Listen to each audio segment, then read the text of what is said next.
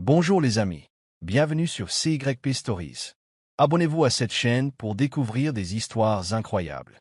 N'oubliez pas d'aimer et de laisser un commentaire. Entrons dans le vif du sujet. Le premier mois de mariage fut pour Isioma et Shuka une expérience de vie à l'intérieur d'une bulle fragile et magnifique.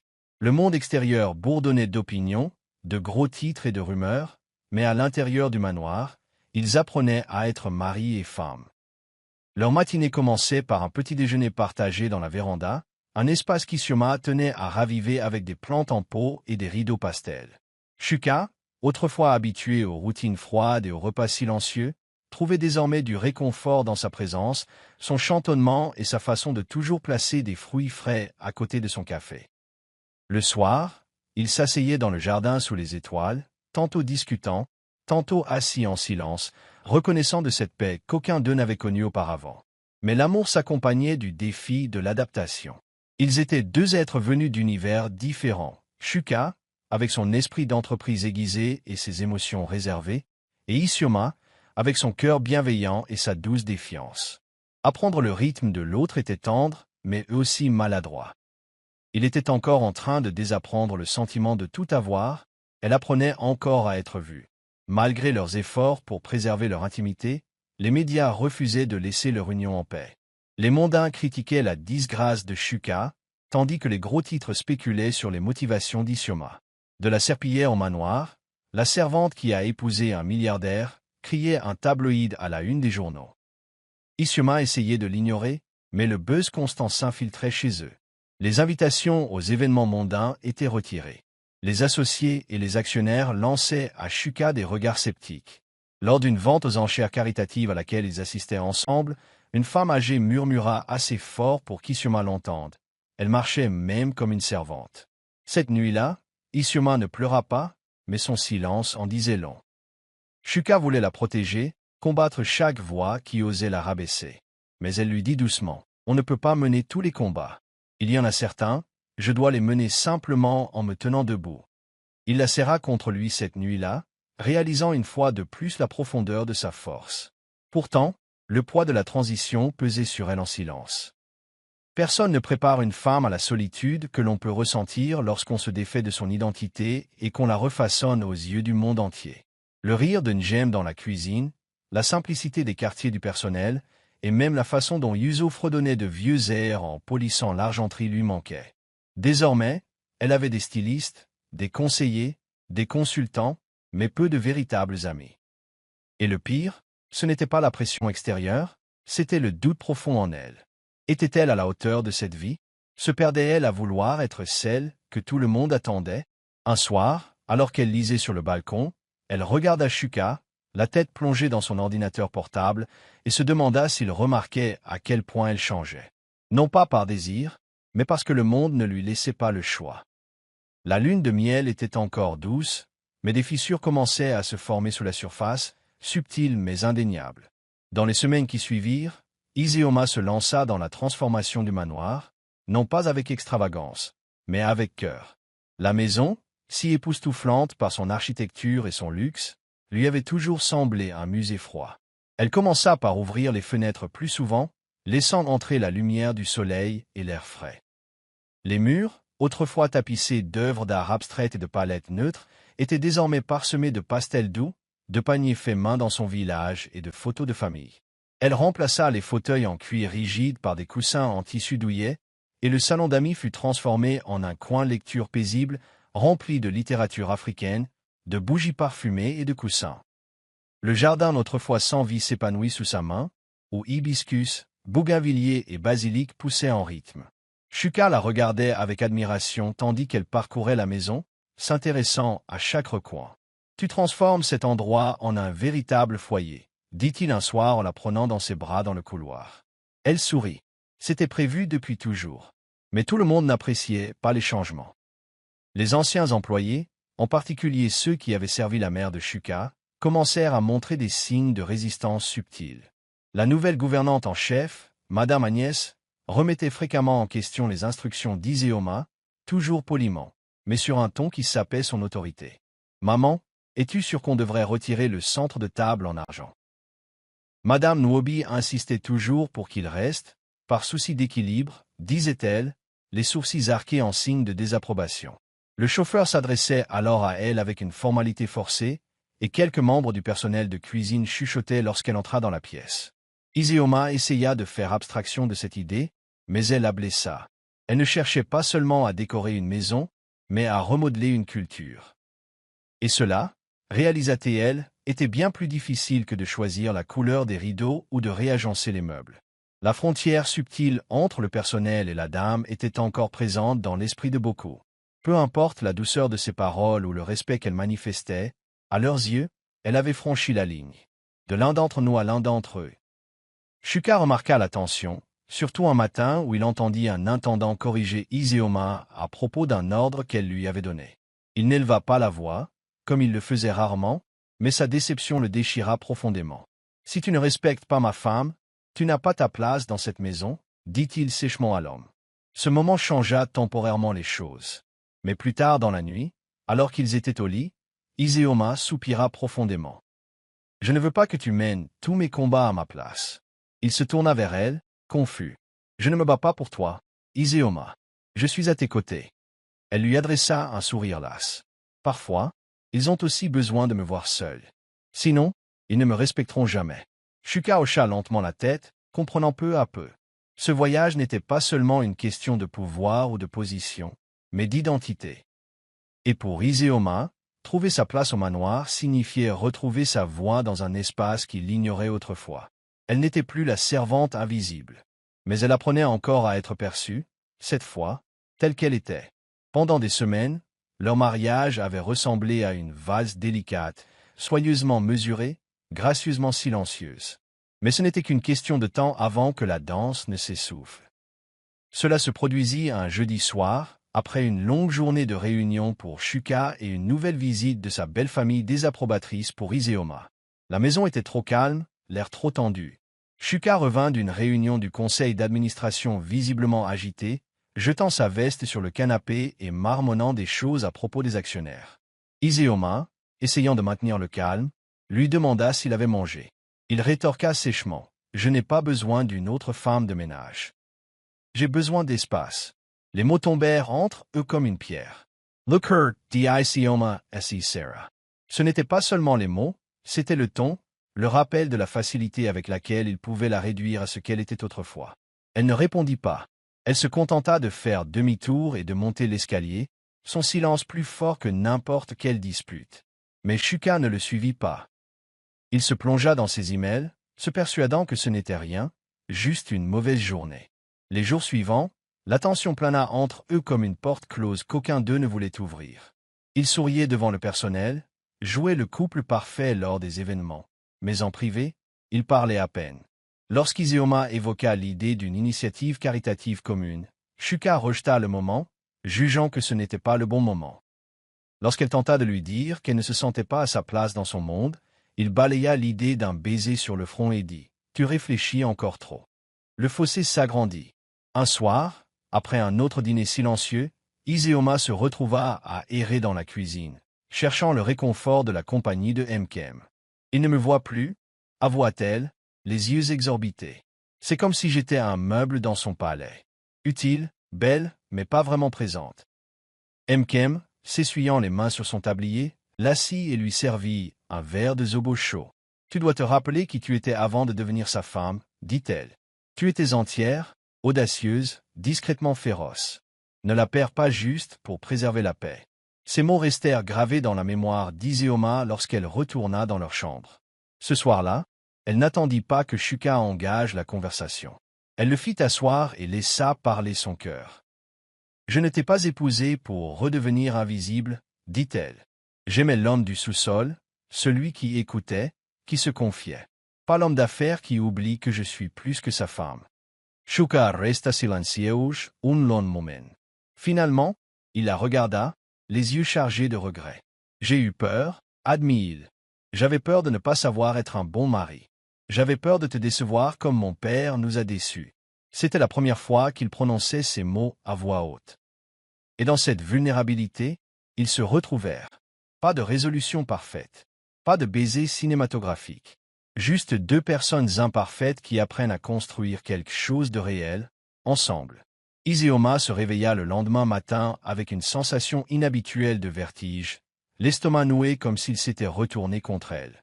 Au début, elle balaya la situation du revers de la main, mettant cela sur le compte de repas sautés ou du stress. Elle s'était surpassée, jonglant entre la pression de la vie conjugale, les attentes sociales et le poids émotionnel de la tentative d'intégration dans un monde qui lui rappelait constamment qu'elle n'y avait pas sa place. Mais lorsque les nausées revinrent plus tard dans l'après-midi, accompagnées de fatigue et d'une envie inexplicable de cacahuètes grillées et de suya, Nkem haussa un sourcil. « Tu es sûr que tu ne portes pas de petits ogas ?» la taquina-t-elle. Iseoma cligna des yeux, surprise. L'idée ne lui avait même pas traversé l'esprit. Elle la chassa d'un rire nerveux, mais ne put s'en défaire par la suite. Ce soir-là, seule dans sa salle de bain, elle fixait un test de grossesse qui affichait désormais 2 lignes nettes. Ses mains tremblaient et des larmes lui montaient aux yeux, non pas de peur ni de joie, mais d'une incertitude accablante. Elle n'en parla pas immédiatement à Shuka. Non pas par tromperie, mais parce qu'elle avait besoin d'un moment pour digérer la tempête d'émotions qui la submergeait. Que signifierait donner naissance à un enfant dans un monde où sa place lui semblait encore si conditionnelle? Shuka serait-elle prête? Serait-elle suffisante? Après 2 jours de silence, Nkem l'entraîna finalement chez le médecin. La confirmation fut immédiate et sans appel. Iseoma était enceinte de 8 semaines. Alors qu'elle était allongée sur la table d'examen, observant le battement de son cœur sur l'écran, quelque chose en elle se transforma. Un calme, une connexion. Elle posa sa main sur son ventre et murmura « Je t'aimerai avant même que le monde ne te connaisse ». À son retour, Shuka était en communication dans son bureau. Elle attendit. Une fois l'appel terminé, elle entra, déposa l'échographie sur la table et murmura « Nous ne sommes plus seuls ». L'instant semblait figé. Shuka fixa l'image, silencieuse. Son esprit s'emballa, des souvenirs d'enfance, de son père émotionnellement distant, de la discipline sévère de sa mère. Il leva les yeux vers Iseoma, puis reporta son regard sur la photo. « Tu es sûr ?» demanda-t-il d'une voix à peine murmurée. Elle hocha la tête. Le médecin le confirma. Pendant un instant, il resta silencieux. Puis, lentement, il s'approcha d'elle et s'agenouilla devant elle, posant doucement ses mains sur son ventre. « Je ne sais pas être père, dit-il, mais je sais que je veux le faire avec toi. » Ses yeux se remplirent de larmes. « Alors nous apprendrons ensemble. » Et comme ça, la peur céda la place à quelque chose de plus fort, l'espoir. Désordonné, incertain, mais beau. Un nouveau chapitre commençait. Non seulement dans leur mariage, mais dans leur vie. Annoncer la nouvelle à Mama Nwobi exigeait un courage qu'Iseoma n'était pas certaine de posséder. Bien que sa relation avec la mère de Shuka se soit légèrement améliorée après le mariage, elle restait sur la corde raide, polie en apparence, mais froide en profondeur. Elle savait que Mama Nwobi considérait sa grossesse comme une bombe à retardement susceptible de consolider ou de ternir l'héritage Nwobi. Shuka insista pour s'occuper elle-même de l'annonce, mais Iseoma refusa. « C'est aussi mon enfant, » dit-elle fermement.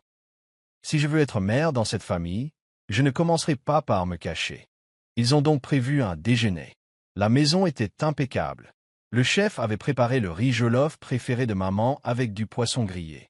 À son arrivée, vêtue de dentelle bleu royal et d'accessoires dorés, elle jeta à peine un coup d'œil à Iseoma avant de s'installer confortablement. « Alors, dit-elle en sirotant son zobo, c'est quoi cette nouvelle urgente ?» Shuka s'éclaircit la gorge, mais Iseoma lui prit la main pour l'arrêter. Elle se tourna vers Mama Nwobi d'une voix plus assurée. « Je suis enceinte, dit-elle. Nous attendons ton premier petit enfant. » Le silence qui suivit fut assourdissant. Mama Nwobi any bronca pa, any less felicita pa. Elle reposa lentement son verre. « Je vois, » dit-elle en plissant les yeux. Sitôt, Iseoma ouvrit la bouche pour répondre, mais la femme plus âgée poursuivit. « Et nous sommes sûrs que c'est le moment ?» Ces mots étaient tranchants, teintés de suspicion. L'implication était claire. Shuka se leva immédiatement. « Maman, ne commence pas. Tu ne remettras pas en question son intégrité. » Mama Nwobi se leva aussi, refusant de se taire. « Je ne fais que protéger ce que j'ai construit, Shuka. Tout ce que nous possédons, tout ce que ton père a laissé derrière lui, crois-tu que le monde ne posera pas de questions ?» La voix de Shuka devint froide. « Alors, qu'il pose des questions. Ma femme ne doit d'explications à personne. Le déjeuner se termina en silence, la table encore pleine de nourriture intacte. Plus tard dans la nuit, Iseoma resta allongée dans son lit, les yeux fixés au plafond. Elle ne m'acceptera jamais, murmura-t-elle. Shuka se tourna vers elle et posa une main sur la sienne. Elle n'est pas obligée. Moi, si. Et je le fais. Chaque jour. Ces mots furent une véritable bombe dans son cœur meurtri, mais elle ressentait encore la douleur du rejet. Non pas pour elle-même, mais pour l'enfant qui grandissait en elle. Celui qui avait déjà dû porter le poids de l'héritage avant même de rendre son premier souffle. Elle savait alors que ce voyage mettrait à l'épreuve chaque fibre de son être. Mais elle était aussi certaine d'une chose, elle protégerait la paix de son enfant, farouchement, complètement et sans excuse. Les journées d'Iseoma furent bientôt remplies de visites prénatales, de cours de yoga recommandés par son médecin et de promenades, lentes et prudentes dans le jardin. Pourtant, alors même qu'elle tentait de trouver le calme nécessaire à sa grossesse, le monde extérieur refusait de s'apaiser. Les blogs à potins reprirent de plus belle avec des titres comme « De femme de ménage à maman »,« Le coup de force d'Iseoma »,« Scandale de grossesse au manoir Nwobi ». Les rumeurs la suivaient lors des galas de charité et même lors des lancements de produits pour bébés auxquels elle assistait avec Shuka. Lors d'une réception mondaine, une femme se pencha et demanda « Alors, la grossesse est-elle arrivée avant ou après la bague ?» Iseoma sourit poliment, le dos droit, mais dès son retour, elle fondit en larmes. « Combien de temps vais-je devoir défendre mon existence ?» demanda-t-elle à Kim. La femme plus âgée soupira. « Jusqu'à ce qu'il voie ta couronne et cesse de la prendre pour un chiffon. » Shuka la vit grandir dans la détresse et prit une décision. Un week-end, il la prit par surprise et l'emmena à 2 heures de la ville. Ils arrivèrent dans une propriété côtière isolée, une maison de plage confortable cachée derrière des palmiers et du sable doré. « C'est à nous, dit-il. Quand le monde devient trop bruyant, on vient ici. » L'endroit était simple et beau. Pas de personnel, pas de caméra. Juste le bruit des vagues qui s'écrasaient sur le rivage et le chant des oiseaux au loin. Là, pour la première fois depuis des semaines, Iseoma dormit toute la nuit. Elle marchait pieds nus sur la plage, la main posée sur son ventre naissant, et murmurait des affirmations à son enfant. Elles parlèrent de prénoms pour bébé, de prénoms modernes à la Shuka, Iseoma préférant les prénoms traditionnels chargés de sens. C'était la première fois depuis longtemps qu'elle riait librement. Mais la paix, apprit-elle, ne consistait pas à fuir le conflit, mais à préserver sa joie, même au cœur de celui-ci. Et dans cette maison de plage, tandis qu'elle regardait Shuka construire un berceau de ses mains nues, tandis qu'elle l'écoutait chanter des berceuses fausses à son ventre, elle le sentit, l'espoir. Pas l'espoir naïf, mais celui qui vient après le feu, après le rejet, après s'être prouvé sa place. Elle commença à tenir un journal de ses pensées, écrivant chaque jour au bébé de petits mots d'amour, de force et de vérité. « Le monde peut nous juger », écrivit-elle un matin, « mais je t'apprendrai à marcher comme ta mère, le menton haut, les pieds stables et le cœur grand ouvert. » Et en arrière-plan, Shuka la regardait rayonner d'une fierté discrète, sachant qu'elle ne portait pas seulement leur enfant, mais leur avenir. Au 2e trimestre, le ventre d'Iseoma commença à se dessiner, et avec lui une série d'aventures inattendues. Les envies se bousculaient comme des vagues dans la nuit. Un soir, ce fut du puf-puf chaud avec du zobo au vin de palme, le lendemain, des tranches de menthe trempées dans du beurre de cacahuète poivrée. Shuka, amusée et parfois déconcertée, se retrouva à faire ses courses nocturnes avec une urgence qui surprit même son équipe de sécurité. « Monsieur, vous voulez un bol à 2 heures du matin ?» demanda un jour le chauffeur, perplexe. « Oui », répondit Shuka, déterminé. « Et n'oubliez pas la sauce au poivre. » Malgré les envies, le rire devint leur baume. Iseoma, malgré l'inconfort, rayonnait d'une joie nouvelle. Elle passait ses matinées sur la terrasse de la plage à écrire son journal et ses après-midi en visioconférence avec Mkem, qui lui rappelait chaque jour que, quoi qu'en dise la société, on porte en soi un être royal. Shuka avait toujours été un homme d'action, pas d'émotion, mais à mesure que sa grossesse s'approfondissait, son investissement émotionnel s'intensifiait. Il les a inscrits à un cours prénatal, un spectacle étrange pour un PDG milliardaire. Mais il était assis parmi d'autres futurs papas en jogging et pantoufles. Et, concentré sur sa prise de notes, il s'est entraîné à emmailloter un ours en peluche, a appris la différence entre les contractions de Braxton Hicks et les vraies contractions et a même commencé à lire les albums pour bébé qu'Iseoma avait marqués avec des post-ETS. Un après-midi, lors d'un cours sur le lien avec les bébés, Iseoma a guidé sa main vers son ventre. À cet instant précis, il a senti le coup. Ce n'était pas juste un mouvement. C'était un instant. Notre bébé te parle, murmura-t-elle. Et pour la première fois depuis longtemps, les yeux de Shuka se remplirent de larmes. Non pas de peur, mais d'amour, celui qui se construit doucement, lentement, jusqu'à devenir tout. Mais la joie était accompagnée d'ombre. Un soir, après une longue journée de réunion et de préparation pour le bébé, Shuka se tenait seul dans la salle de bain, agrippé au bord du lavabo.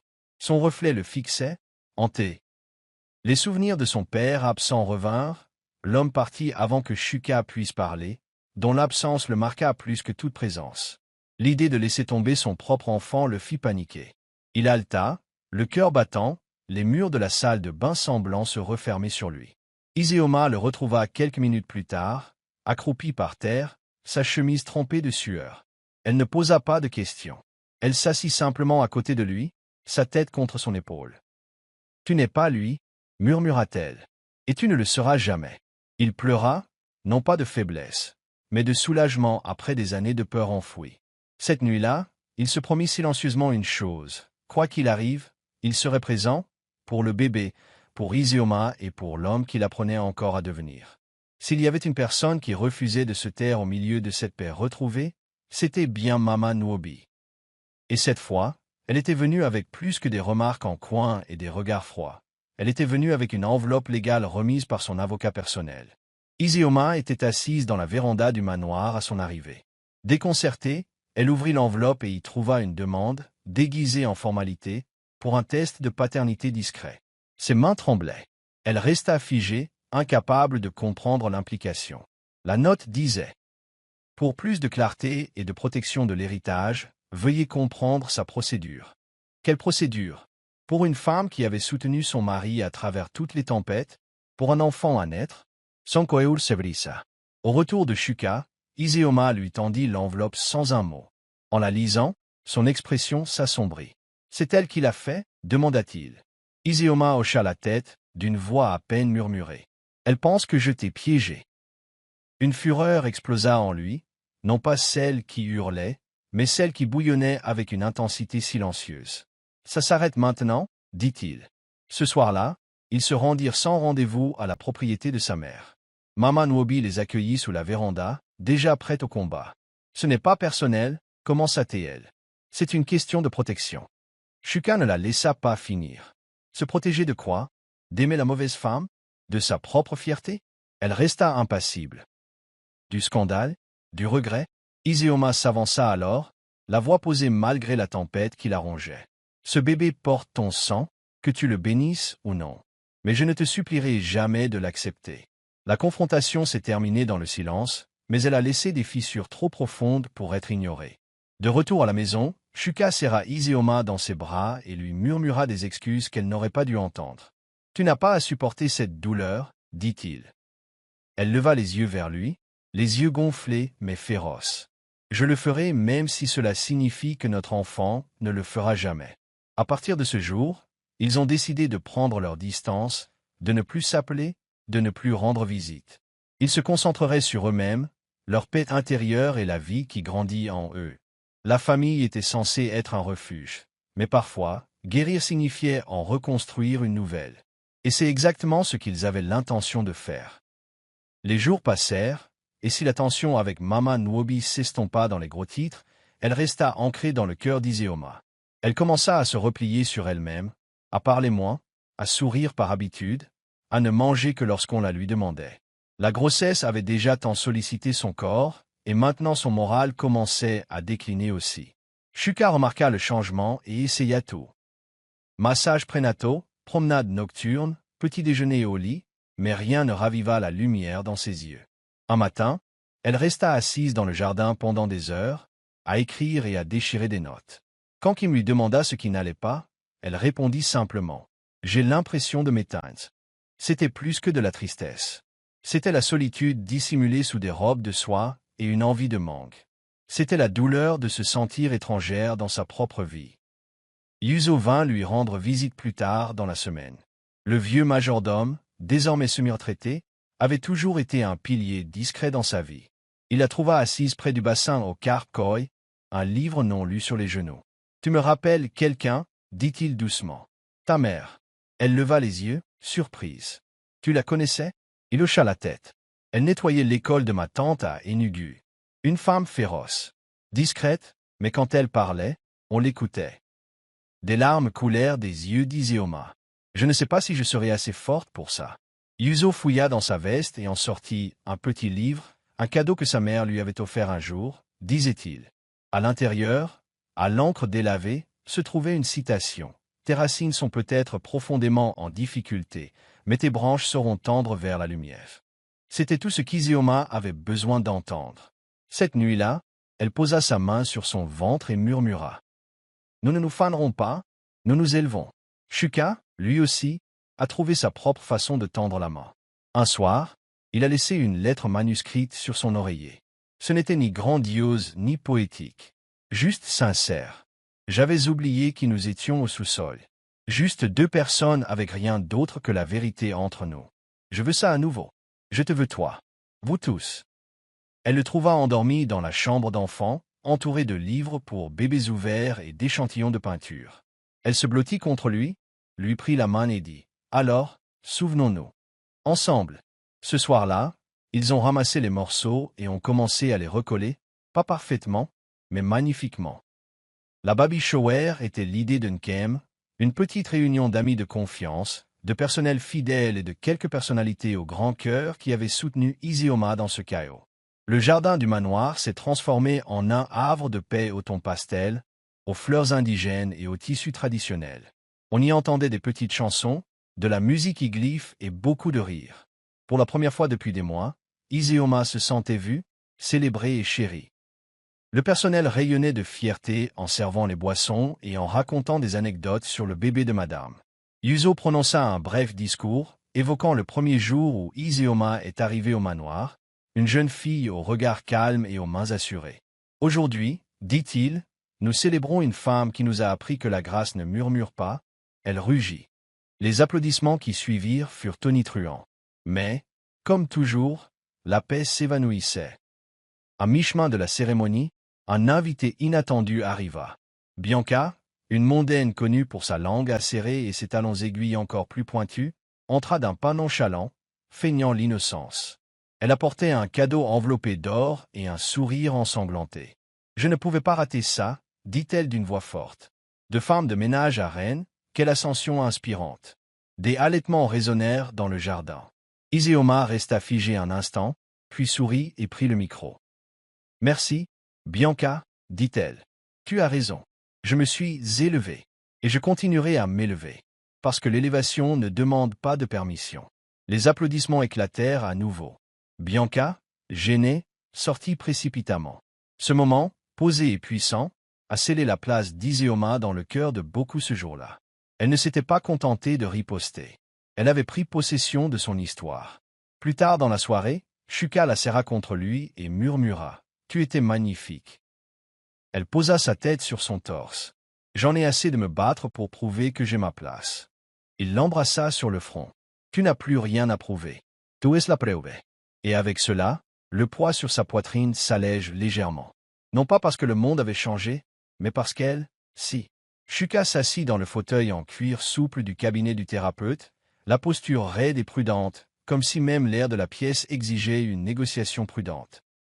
Il avait toujours été un homme de contrôle, de costume de pouvoir, de réunions décisives et de discours assurés. Mais ici, dans cet espace calme, tapissé de livres et baigné de tons naturels apaisants, il se sentait dénué. Le docteur Kehind, un homme d'une cinquantaine d'années au regard bienveillant et à la voix douce, observa Shuka en silence un moment avant de prendre la parole. « Tu es venu ici pour parler de paternité, n'est-ce pas ?» Shuka hocha la tête, la mâchoire serrée. « Je vais être père. Et j'ai peur de tout gâcher. » Les mots sortirent trop vite, comme une confession trop longtemps enfouie. Le médecin se pencha. « Parlez-moi de votre père. » Et soudain, le barrage s'est rompu.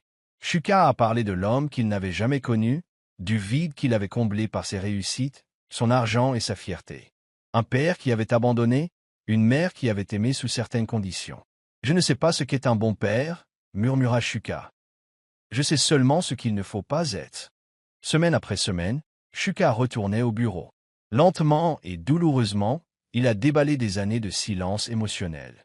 Il a parlé des attentes de sa mère, de la pression liée à la gestion de l'entreprise familiale et de la culpabilité qu'il ressentait de ne pas pouvoir aimer librement jusqu'à l'arrivée d'Iseoma dans sa vie. La thérapie a révélé non seulement ses peurs, mais aussi ses mécanismes d'adaptation. Repli sur soi, perfectionnisme, habitude de résoudre les problèmes avec l'argent plutôt qu'avec la vulnérabilité. Le docteur Cain lui a fait comprendre que la peur ne le rendait pas indigne. Elle le rendait conscient.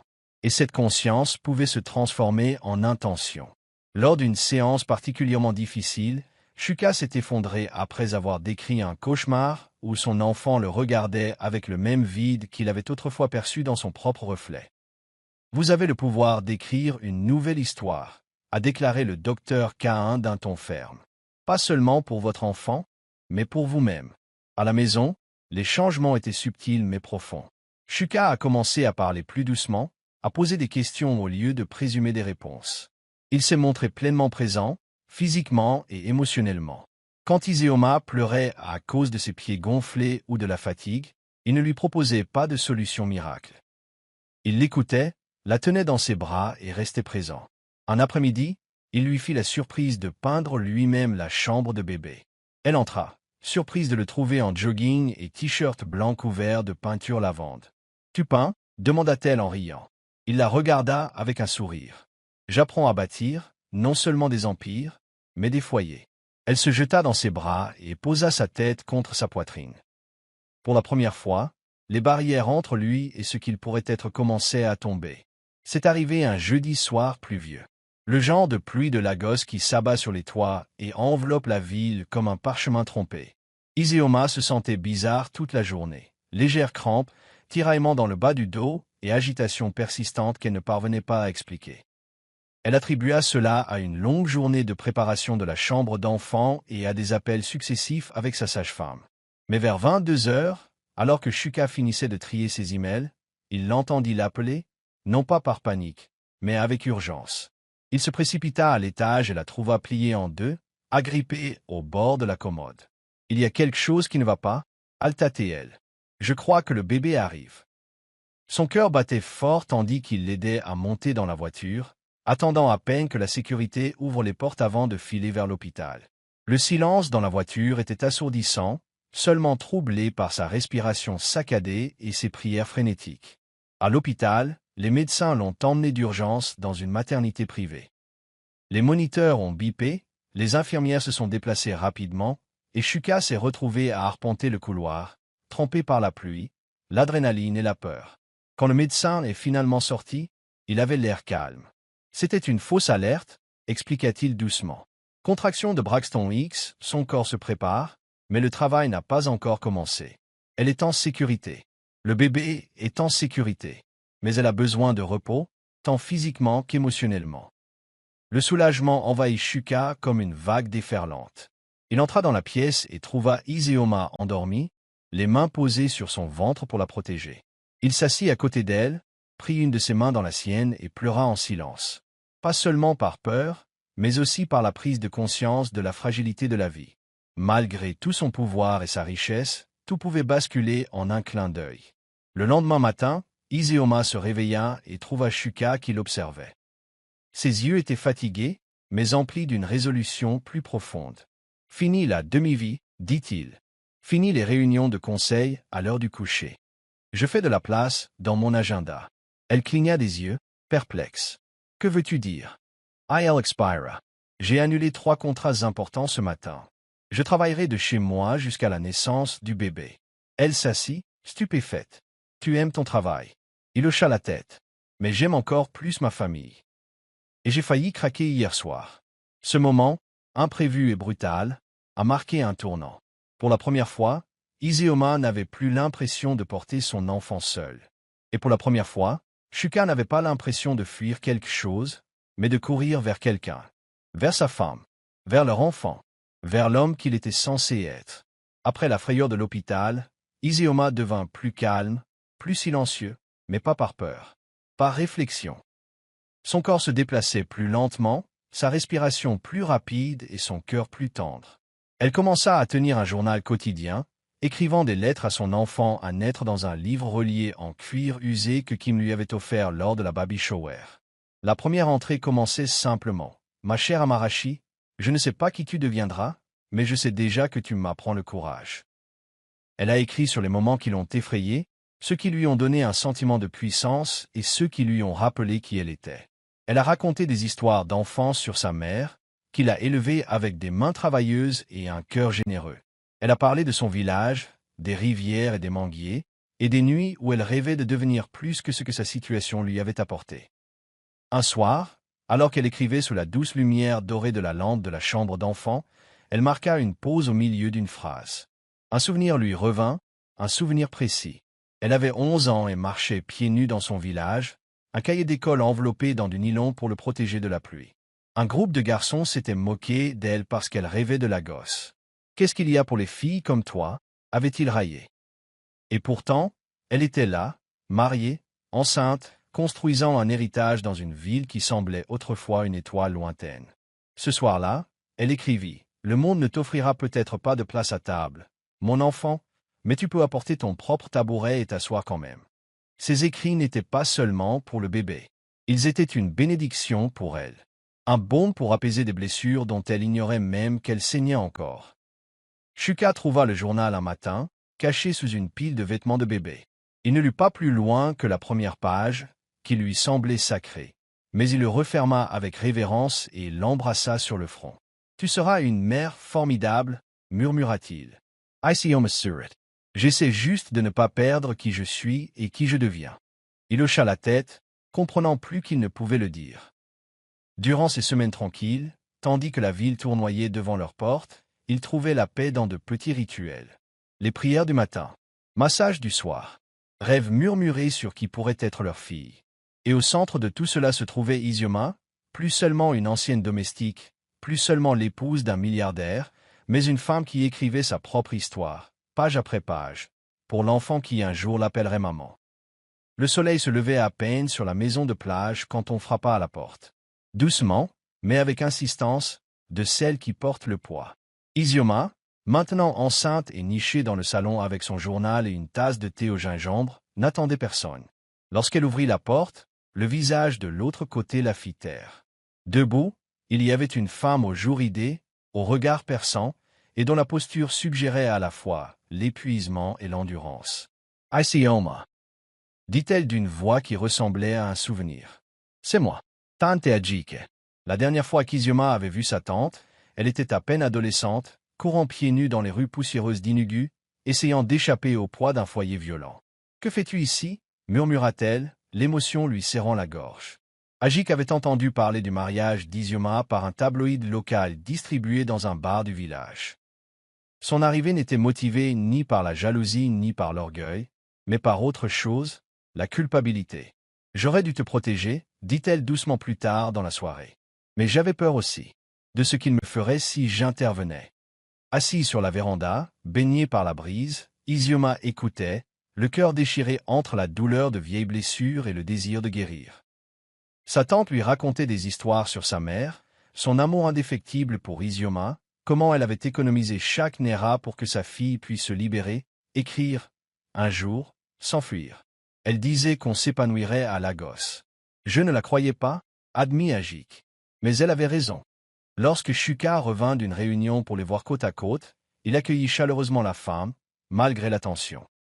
Ce soir-là, elles préparèrent une soupe de gombo ensemble et, pour la première fois depuis des années, Izioma pleura la jeune fille qu'elle avait été et pardonna à ceux qui l'avaient abandonnée. Quelques jours plus tard, alors qu'Ajik s'apprêtait à rentrer au village, elle déposa un pendentif en bois sculpté dans la paume d'Izioma. « Il appartenait à ta mère. Elle m'a dit de te le donner aussi quand tu serais mère. » Ce geste a ouvert une brèche chez Izioma. Elle s'est tournée vers Shuka et a murmuré. « Je veux que notre fille connaisse cette facette de moi, celle qui cisse. ENT de quelque chose. » Et il sourit et l'embrassa sur le front. « Alors, qu'elle porte nos deux noms. » et donnons-lui le nom que vous lui donnerez. À cet instant, une décision fut prise. Le bébé porterait un nom inspiré des racines d'Izioma. Il ne s'agissait pas seulement d'une question de culture, mais d'héritage, de guérison et d'hommage au chemin qu'il avait mené jusqu'ici. Son voyage était bouclé, et cet enfant serait son pont entre les mondes. La chambre d'enfant était presque terminée, peinte en corail doux, avec des rideaux tissés à la main et des étagères remplies de livres et de jouets. Mais les véritables préparatifs allaient au-delà de la décoration. Shuka avait pris le projet de naissance aussi au sérieux que n'importe quelle fusion d'entreprise. Des feuilles de calcul colorées, des contacts hospitaliers en numérotation rapide et une valise préparée 2 semaines à l'avance. Izioma était amusé, mais aussi reconnaissant. C'était sa façon de garder le contrôle au milieu du chaos. « Nous suivrons le plan à la lettre », dit-il un soir en désignant la copie plastifiée sur le réfrigérateur. Plan A, B, et même urgence C. Mais la grossesse, comme la vie, était rarement prévisible. À mesure que la date prévue de l'accouchement approchait, le calme d'Izioma fut perturbé par l'anxiété croissante de Shuka. Chaque fois qu'elle soupirait, il sursautait. Lorsqu'elle éternuait, il prenait les clés de la voiture. « Tu vas te griller avant même qu'elle arrive », le taquina-t-elle en posant une main sur la sienne. Qu'elle vienne en son temps. Nkem, toujours la voix de la raison, fut nommée doula officieuse. Elle apporta rire, plantes et sagesse apaisante dans leur espace. « Tu as tout prévu, sauf le moment où le bébé prend ses propres décisions », dit-elle à Shuka un après-midi, en le regardant faire les 100 pas après une légère contraction. « Du calme. Ce n'est pas toi qui accouches, c'est elle. » Nkem a également aidé Izioma avec des exercices de respiration, des massages traditionnels et des rituels de nidification ancrés dans la tradition. L'un de ses moments les plus précieux fut lorsqu'elle lui apprit à chanter des berceuses en Igbo, transmettant ainsi les mélodies que sa mère lui chantait autrefois. La maison s'est mise à vibrer d'impatience, non seulement pour une nouvelle vie, mais aussi pour un nouveau départ pour tous. Durant ces derniers jours précédant la naissance, l'amour envahissait chaque pièce, enveloppant le couple d'un sentiment de paix qu'il n'avait pas ressenti depuis longtemps. Un soir, juste après le dîner, Mama Nwobi arriva sans prévenir. Elle se tenait à la porte, maladroitement, un bouquet de lys violets à la main. « J'ai entendu dire que tu étais proche », dit-elle en évitant le regard d'Izioma. « Je me suis dit que je pourrais peut-être aider. » Le geste était petit, mais monumental. La tension montait dans la pièce tandis que Shuka attendait la réponse d'Izioma. Elle ne dit pas grand-chose. Elle se contenta de s'écarter et d'acquiescer. Ce soir-là, les 3 femmes, Izioma, Kim et Mama Nwobi, étaient assises ensemble, pliant des vêtements pour bébé et racontant des histoires d'accouchement. Ce n'était pas du pardon. Pas encore. Mais c'était une pensée. Tandis que Mama Nwobi pliait une grenouillère, elle dit doucement, « Elle a de la chance, ta fille. Elle vous connaîtra tous. » Et pour la première fois, Izioma a cru que peut-être, juste peut-être, la famille n'était pas forcément synonyme de perfection. Elle pouvait être synonyme de présence, d'effort et de recommencement. Le travail est arrivé sans prévenir, précoce, rapide et intense. Izioma venait de terminer un petit déjeuner léger lorsque la poche des os se rompit, trempant le carrelage de la cuisine et plongeant toute la maisonnée dans une frénésie. Shuka trébucha en essayant d'attraper le sac d'hôpital, tandis que Kim criait des ordres au chauffeur et appelait le médecin. Mama Nwobi prit les choses en main comme personne ne l'attendait, enveloppant Izioma dans une couverture, guidant sa respiration et lui tenant la main avec une tendresse qui la surprit elle-même. « Tout comme je l'avais fait avec Shuka », murmura-t-elle, comme si elle se souvenait de la femme qu'elle était. Le trajet jusqu'à l'hôpital fut un tourbillon de gémissements, de prières murmurées et de poings serrés. À leur arrivée, les médecins l'ont emmenée d'urgence et ont demandé à Shuka d'enfiler sa tenue d'hôpital. « Tu vas entrer avec elle », dit l'infirmière. Il déglutit difficilement et hocha la tête. « Bien sûr. C'est ma femme. » La salle d'accouchement était un théâtre d'intensité. Des bips de machine, une urgence silencieuse, et le son de la vie perçant la chair et la peur. Izioma hurla, non pas de faiblesse, mais de force. Shuka se tenait à ses côtés, une main serrée contre la sienne, l'autre essuyant la sueur de son front. Il murmura des affirmations, la serra dans ses bras lorsque les contractions arrivèrent comme des vagues, et pleura à chaudes larmes lorsque les cris du bébé résonnèrent enfin dans la pièce. Le médecin souleva l'enfant, annonçant que c'était une fille, et plaça le petit miracle glissant dans les bras d'Izioma. Elle était parfaite. « The doses boucles » Poinseras, pleurant avec la fureur de quelqu'un né pour se battre. Shuka la fixait comme si elle tenait le monde entier dans sa main. Elle est là, murmura-t-il d'une voix brisée. Elle est vraiment là. Izuma baissa les yeux vers le bébé, le cœur gonflé d'un amour indescriptible. Elle s'appelle Amarashi, dit-elle, les larmes aux yeux. Cela signifie la grâce de Dieu. Ce nom lui allait à ravir, chaque syllabe imprégnée de vérité. Elle était la grâce. Un pont entre la douleur et le but. Du passé au présent. De ce qu'ils étaient à ce qu'ils étaient en train de devenir. De retour en salle de réveil, Shuka serra de nouveau sa fille dans ses bras, plus délicatement cette fois, ses mains soutenant son petit dos. J'ai créé des entreprises, géré des millions. Mais ceci, dit-il en se tournant vers Izuma, c'est la seule chose qui compte. Elle sourit, fatiguée mais radieuse. Alors, construisons-lui un monde digne d'être hérité. Et dans cet instant silencieux et sacré, trois cœurs battent en harmonie, liés par le sang, l'amour et quelque chose de plus profond encore, la grâce. Être parent, Izuma l'a vite appris, n'était pas pour les âmes sensibles. Fini les nuits calmes, remplacées par des pleurs qui transperçaient les rêves et secouaient la maison de leur urgence. L'emploi du temps d'Amarashi devint celui de la famille. Biberon toutes les 2 heures, changement de couches impeccables et moment de panique totale lorsqu'elle refusait de faire son rôle. Shuka, pourtant profondément engagée, se retrouvait à tâtonner avec des grenouillères, à préparer le lait maternisé d'un seul œil et à s'endormir la plupart du temps dans le fauteuil à bascule de la chambre d'enfant. Je concluais des contrats à plusieurs millions de dollars. Gémit-il un soir, les yeux fixés sur un chauffe-biberon qui refusait de fonctionner. Maintenant, je négocie avec un dictateur de 3 kilos.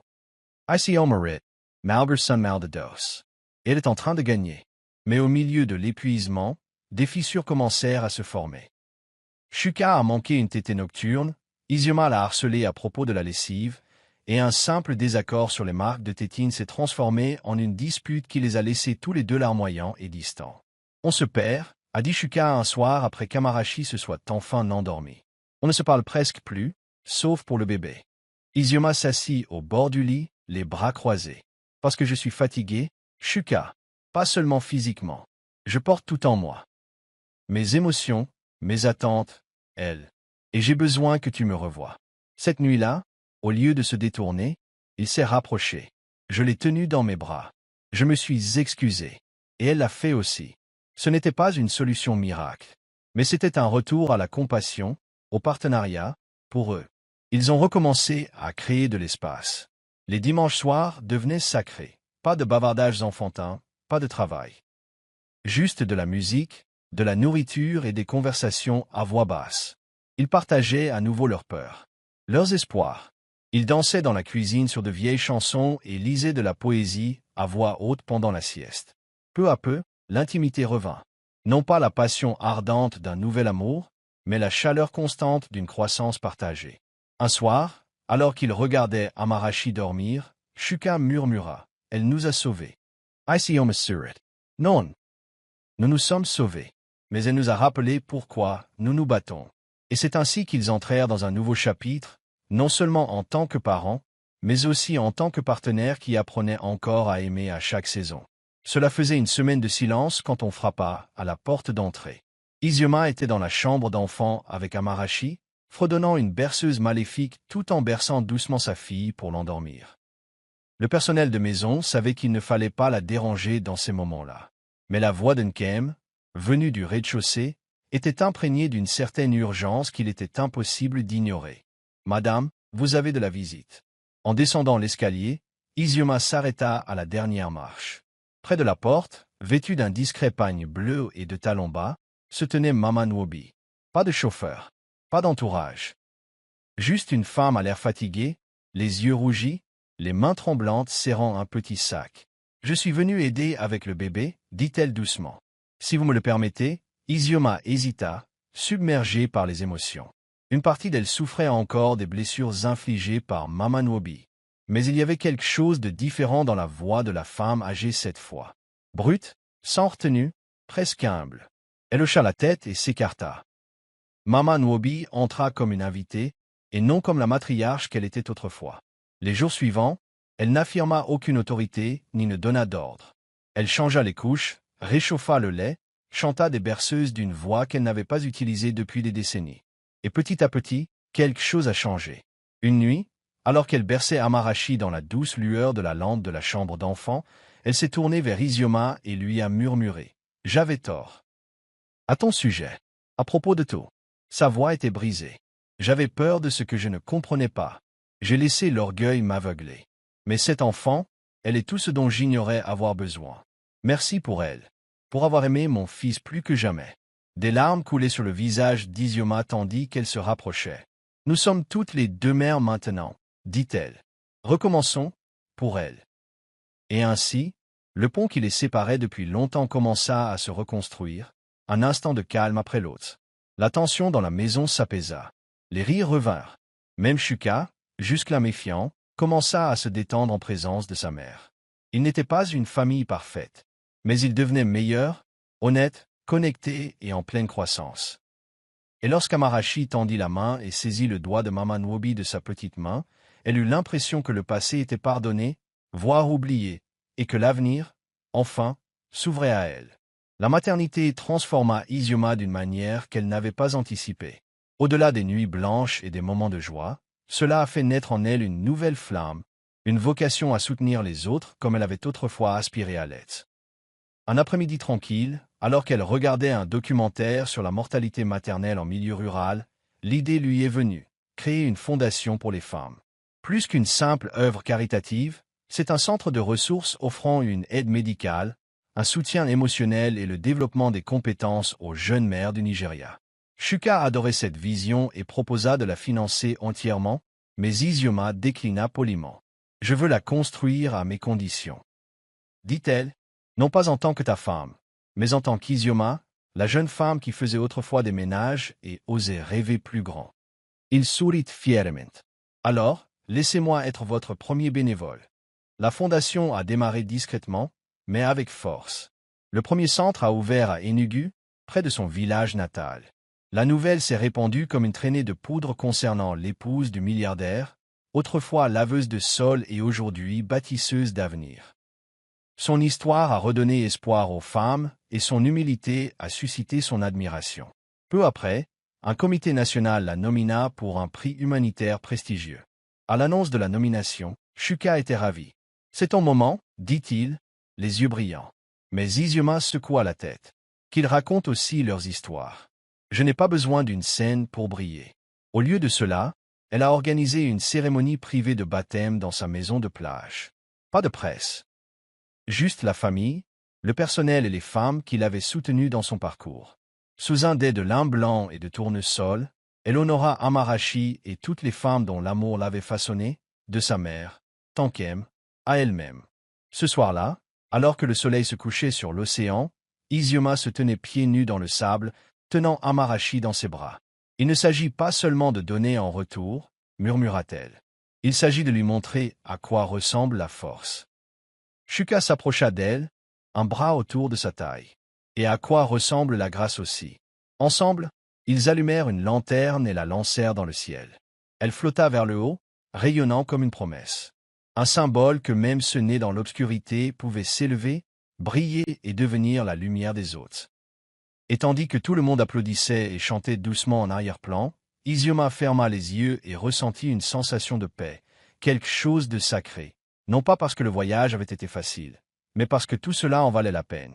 Des semaines plus tard, par une matinée tranquille où le chant des oiseaux résonnait au loin, Shuka surprit Izioma avec un petit projet sur lequel il travaillait en secret. « Bien !» dit-il en la conduisant à travers le couloir du manoir et en ouvrant la vieille porte solide. La pièce avait été transformée. Autrefois froide et poussiéreuse, elle rayonnait désormais de chaleur. Un coin lecture, avec un tapis moelleux et des coussins de sol, était installé près de la fenêtre. Des livres de bébés, des photos encadrées et des citations manuscrites ornaient les murs. Mais la pièce maîtresse était une image unique, agrandie et encadrée d'or, la porte du sous-sol. L'endroit même où tout a commencé. Une plaque de laiton en dessous indiquait « Genèse », là où l'amour fut enfermé et libéré. Izioma intervint, submergée par l'émotion. « C'est toi qui l'as fait ?» murmura-t-elle. Shuka hocha la tête. Pour Amarashi. Pour qu'elle sache d'où elle vient. Qui nous étions. et comment nous sommes devenus ce que nous sommes. Ce n'était pas qu'une pièce. C'était un livre d'histoire, un sanctuaire, un héritage. Ils l'ont baptisé la salle de l'héritage, un lieu où Amarashi apprendrait la résilience, l'amour et la vérité. Un espace où elle pourrait poser des questions, écouter leurs histoires et comprendre que sa vie était ancrée dans la lutte, mais s'épanouissait dans la grâce. Dans cette salle, il prévoyait de lui apprendre à être à la fois douce et forte, humble et fière, enracinée et libre. Alors qu'ils étaient assis ensemble dans le coin, Amarashi blottit entre eux, Shuka regarda Izuma dans les yeux et murmura les mots qu'il gardait dans son cœur depuis des années. « L'amour ne naît pas toujours dans la lumière, dit-il. Mais quand il est réel, il y trouve son chemin. » Izuma sourit, la tête appuyée contre la sienne. Et tandis que le soleil matinal entrait par la fenêtre, les baignant d'une lumière dorée, c'était comme la fin parfaite et le début de tout. Merci d'avoir regardé. N'oubliez pas d'aimer et de vous abonner. Laissez également un commentaire et activez les notifications de publication.